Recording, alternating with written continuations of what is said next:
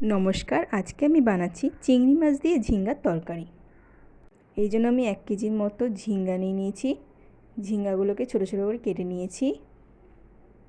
100 গ্রামের মতো চিংড়ি মাছ নিচ্ছি। চিংড়ি মাছগুলোকে ছাড়িয়ে নিয়েছি। এছাড়া নিচ্ছি সর্ষের তেল, নুন, হলুদ, কালি জিরে, শুকনো লঙ্কা।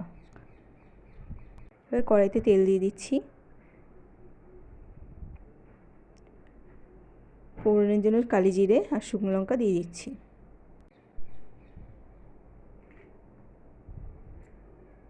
এবার মাছগুলো দিয়ে দিচ্ছি। এবার একটু ভাজা করে নেব। একটু হলুদ দিয়ে দিচ্ছি। এবার ভাজা হলে ঝিঙ্গাটা দিয়ে দেব। ঝিঙ্গাটা দিয়ে দিচ্ছি।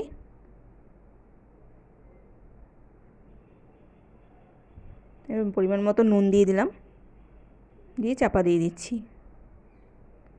জল বেরিয়ে গেছে, এই জলটা পুরো শুকিয়ে যাবে, ঝিঙ্গাটাও সিদ্ধ হয়ে যাবে। এইভাবে ঢাকা দিয়ে দিয়ে করব।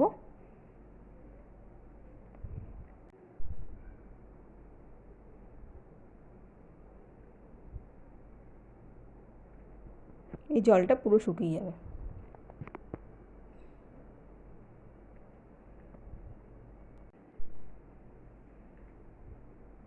জলটা টেনে গেছে, রান্নাটাও আমার হয়ে গেছে। এইভাবে করে দেখবেন, খেতে খুব ভালো লাগে। ভিডিওটি ভালো লাগলে একটি লাইক করে দেবেন। ধন্যবাদ।